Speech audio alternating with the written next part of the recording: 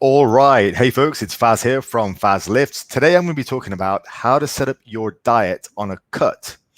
So, first of all, thank you for making it onto my channel. Drop a comment down below. Let me know where you're coming from and if you like my work. All right, folks, let's begin. So, now I want to approach this talk from the perspective of how to make the actual food on your plate as satisfying and as satiating as possible. So I don't want to approach this from the point of view of macros and calories. That all still applies, okay? But beyond calories, beyond macros, we actually need to look at and educate people on how to actually eat to satisfy themselves during the course and the duration of a cut. And it's not just about having high volume foods. There's more to it than that, all right? So let's crack on with what I've got here. So food composition for maximum satiety. Now, firstly, as I've said, calories in versus calories out will still apply, always still does, all right? However, the application of that actually on your plate makes a massive difference. One of my pet peeves is diet coaches who just say, it's calories in versus calories out, bro, and offer you no further guidance on what to actually eat. And that's what people need. People need that education. You can get macros from a calculator online for free. That doesn't matter, right? But actually educating people on how to eat and what to put on their plate is of supreme importance. Now, the goal should always be to make the diet as easy as possible, to reduce the impact of willpower. Like, you don't just want to be white knuckling your way through the entire 12 or 20-week diet, whatever it's going to be. You need to set it up so it's as easy as possible, so you're not constantly taxing your willpower. Now, odds are, if you're on a diet, then wherever your hunger has landed you, you're at a point where you want to lose further weight. So we need to manage the hunger, we need to manage the satisfaction in a way that allows you to eat less, but a way which is more satisfying. So the topic of the day is, how do you set up the diet to be maximally satisfying, taking into account these three things: volume, tastes, and texture. So to do that, I want to show you some meals and some because this is what this video is about. Giving you some actual practical tips on what to do, what actually works. So this is a plate of food that I had yesterday. All right, now I've shown you there the Diet Coke can as a comparison for how big this plate is. It's a big plate of food. It's a huge plate of food.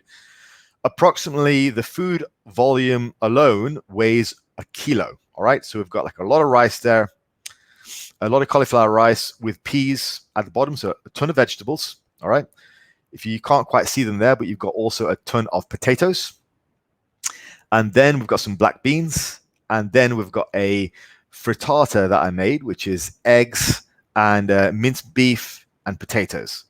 So there is so much going on there in this plate. It's 4 separate items, right? And they're all highly satiating foods. So I'm leveraging a bunch of different foods which are highly satiating. So high vegetable intake, first of all, which is huge. Yeah, high vegetable intake, and that is fibrous vegetables, so cauliflower rice, peas, all that kind of stuff. And then further increased via potatoes, which are also highly satiating. Okay, a ton of volume there, a ton of fiber, a ton of satisfaction.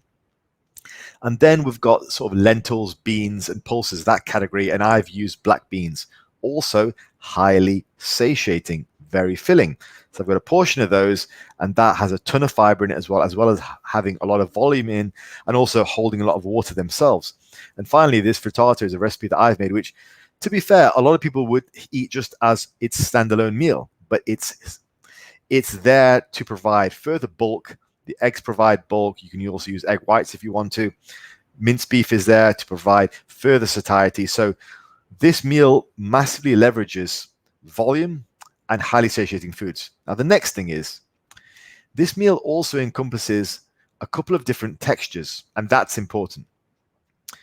Textures such as chewy and creamy, and also satisfies a couple of different tastes. There are 5 different tastes in the body, 5 different identified tastes, and a couple of these are savory and salty, and that's what we're getting in this meal.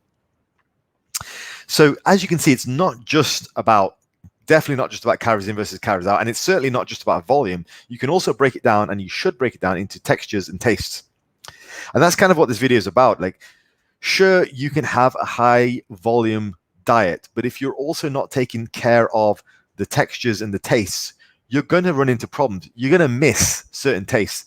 And the next slide will show you a little bit more about what I mean. Like, so far, what we've discussed is fairly standard. But have a look at the next slide. This is something else that I have on a daily basis. And I create a mix, which is kind of like a dessert, but it's a low-calorie dessert, highly satiating dessert, which satisfies a lot of criteria for being a satisfactory meal. So I've got a base of whey and water at the bottom, forming a thick paste, followed by some cacao nibs or cocoa nibs, followed by a bunch of fruit. Now I've gone with cherries and blackberries. So the volume is it's a moderate sized plate, about 400 grams approximate total quantity of food, and with moderate to highly satiating food. So it's not as satiating as the previous meal. However, what it lacks in satiety, it makes up in variety when it comes to texture and tastes. So we introduce the texture of crunchiness here. Crunchy is something which people miss, like crisps, stuff like that. Crunch is typically associated with those high calorie, snacky, salty foods, right? However, what we've got here is I've introduced these with cacao nibs, and that adds quite a lot to the day. So I like having my cacao nibs in there because it provides a difference of texture. And I think people can get so far with the chicken and vegetable diet, right? The classic thing that people do, but they miss certain textures. So after a while, they want something which is crunchy. They want that chocolate bar. They want those crisps, they want the potato chips. So being able to satisfy that, preemptively satisfy that on a daily basis, really helps to eliminate a lot of those cravings, in my experience. And in terms of tastes, we've got a couple of different tastes here as well. Something sweet, something sour, and something bitter. Again, having this on a daily basis, rather than just thinking it's all about calories or thinking it's all about food volume. You know, it's actually more than that. It's a lot more than that. And if you can preempt the texture and preempt the tastes, you'll really do a hell of a lot for yourself in terms of keeping all those cravings at bay. Because I believe, from being on a diet like this for a long time, I believe that those cravings that we have for those types of foods, which are typically high calorie and you can eat very more-ish, those types of foods. Sorry, my cat's walking around. So those types of foods, I think companies use those specifically to entice us into buying those types of foods. Of course, that's the idea. So if we go on to the last slide, I just want to sort of talk to you guys about how this all looks.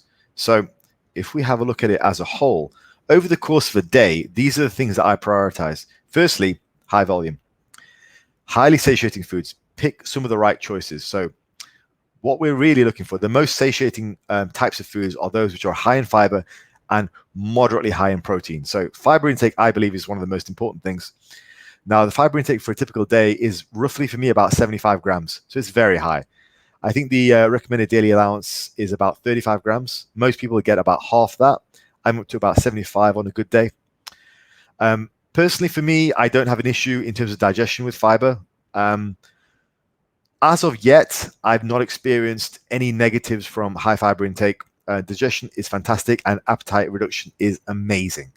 So I do prioritize high fiber foods, and as well as that, protein at roughly 0.8 grams per pound of body weight. I personally don't find a great deal of benefit from going even higher in protein. I think protein offers a good deal of satiety, but up to a point, and then past that point, I don't personally feel you get more from that. So I don't tend to prioritize protein for appetite reduction as much as I used to. I've changed my mind on that. And then the stuff which people don't talk about as much is the different textures. So in terms of crunchy, now this is a really important one. And this is where I personally favor cocoa nibs. Chewy, most people get that. I didn't add it in there, but I also have things like watermelon and bananas in the day. So with chewy, you're looking at things like fruit, veg, your meats, and creamy, the whey, the beans, the sauce. So you've taken care of all three of the major textures there: crunchy, chewy, and creamy. And in terms of the tastes, I like the idea of being able to account for all the tastes which you don't normally get. Like, we all get the salty foods, we all get all that stuff, but what about the sweet? How many people are having something sweet on a daily basis on a cut? Now, if you do it sensibly, if you preempt it, then you can really help to stave off those sort of needs and wants of sweets and chocolates by just having fruit and different types of whey in imaginative ways. Same with sour. Fruits accomplish that as well, so it's a good thing to have in the diet. And same with bitter, those nibs again, ticking all the boxes. I mean, there are so many studies which point to fruits being excellent for satiety, and partly it'll be the fiber, but partly I also believe it's because they help to satisfy a particular type of taste which people don't normally get when they diet. Because I think when people diet, the first thing they cut out is desserts. Now, I think you should have something. You should have a full meal, and not just like a little itty bitty snack, because that's not satisfying for everyone. But you should have a full type of meal like I do. All right, folks. Hopefully you found that useful. I personally think this should be a really useful video for people because it should help to broaden people's horizons on what helps and what is necessary to take into account as part of putting together a cutting diet. It's not just about sort of calories in versus calories out. I think the first stage of someone's evolution is to get into the point where they're talking about calories and away from this obsession with just sort of eating less.